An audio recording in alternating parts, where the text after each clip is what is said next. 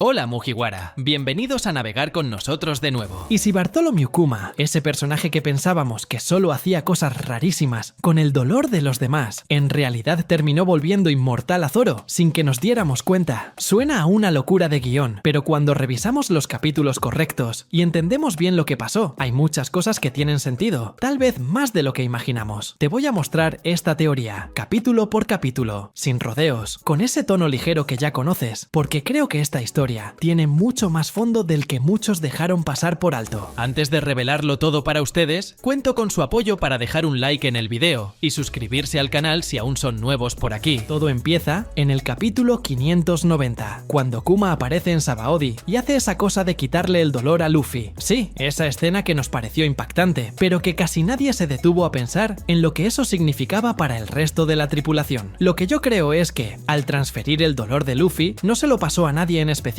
sino que lo guardó dentro de Zoro, que estaba ahí firme al lado de su capitán. ¿Y por qué creo eso? Porque Zoro siempre ha sido ese tipo de personaje que aguanta de todo, alguien que parece no sentir el dolor como los demás. Lo hemos visto en muchos momentos, como en el capítulo 598, cuando pelea contra Kaku, y a pesar de recibir una paliza, sigue de pie sin mostrar lo que podríamos llamar un sufrimiento real. ¿No podría eso estar conectado con esa transferencia de dolor? Además, en el capítulo 599, durante el combate en Thriller Bark, cuando Zoro decide tomar todo el dolor y el cansancio de Luffy, ¿qué hace? Casi se sacrifica, queda completamente exhausto, pero no deja de avanzar. Ahora piensa esto conmigo, ¿y si ese momento fue la clave para que Kuma le dejara una especie de marca? Tal vez esa transferencia no fue solo para aliviar el dolor de Luffy, sino un procedimiento más profundo, que dejó a Zoro con una resistencia fuera de lo normal, una especie de inmortalidad práctica, que ni él ni nosotros